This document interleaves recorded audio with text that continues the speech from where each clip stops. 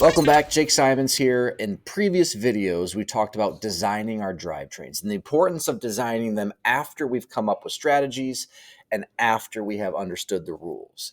Now our kids are ready to build, and after building, testing them out. So in this video right now, you're going to see the kids building, kind of going through that process, the SwishBot drivetrain by step-by-step directions, and then their own drivetrain without step-by-step directions. And we're going to test both of them to see which one is better, the pros and cons of each, and of course, document the whole process in our engineering notebook. Take a watch.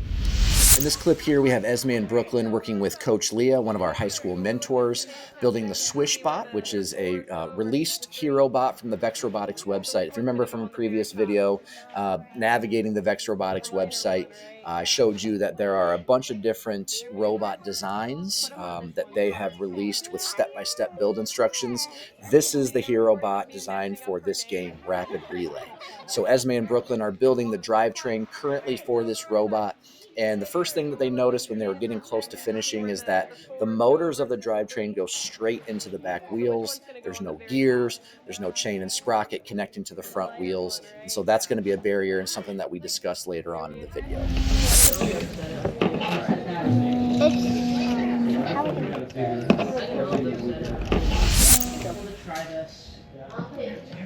Okay.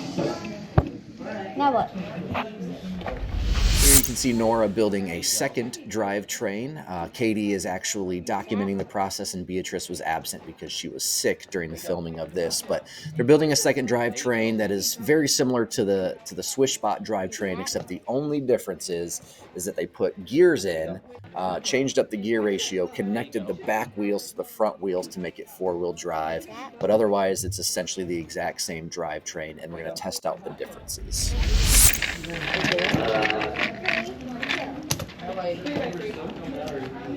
Got it? These girls have very little experience driving a robot, so this was a great opportunity for each of them to test out how to drive, use the controllers, and figure all of that out. And so while they're doing that and enjoying that, we're also testing and writing down for our engineering notebook the results.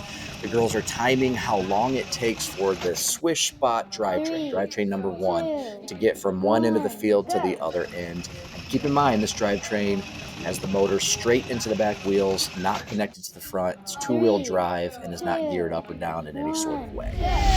1, go! Ready. Go.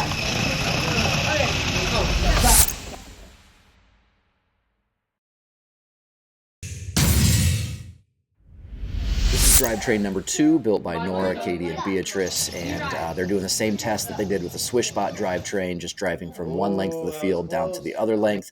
Every girl had an opportunity to drive, every girl had an opportunity to time, and then of course they wrote those results down in their engineering notebook. Keep in mind that this drivetrain should be faster because they geared it up a little bit. I think it was 1.7 times faster than normal, but the most important thing is that the gears went all the way down the length of the drivetrain, connecting the front to the back, so it's four-wheel drive. 1, go!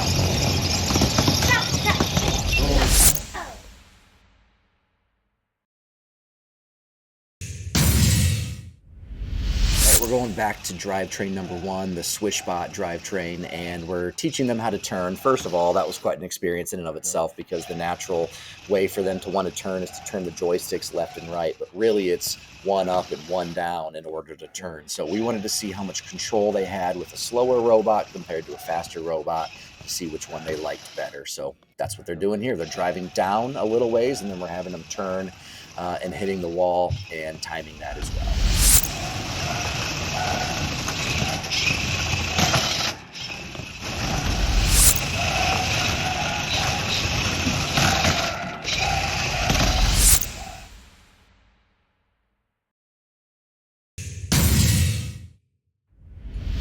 Same test here, just driving down a little ways and having them turn and drive into the wall, and we're timing that, same distance and everything, just trying to see what kind of control they have with a faster drivetrain. Again, these Omni wheels do make it turn a lot easier, but we want them to have control while they're turning. And so we're going to see here how much control they have with a faster drivetrain. Go!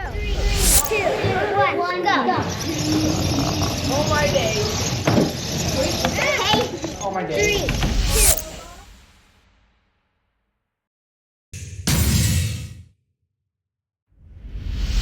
After our testing, we found out that gears make it more faster. But even though it's fast, we still don't have much control. And after our testing, we found out that this robot may not be faster, but it has more control, so we can turn it a little bit better.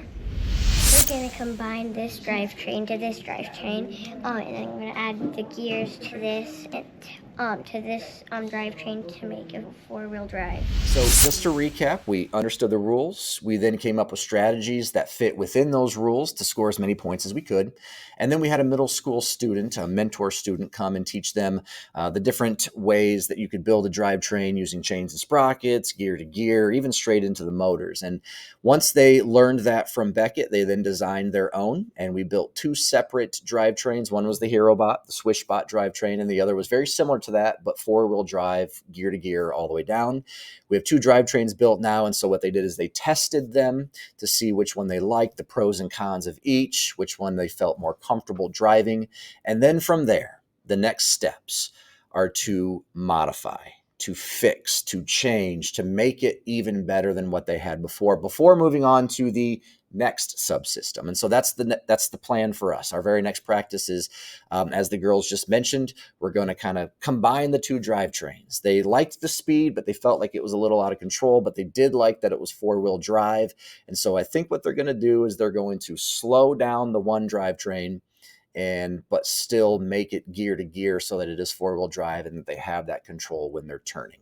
Of course, all of this is documented in our engineering notebook. That is the engineer design process. And once we are finished with that subsystem, we move on to the next subsystem, probably the intake system or maybe the shooter system.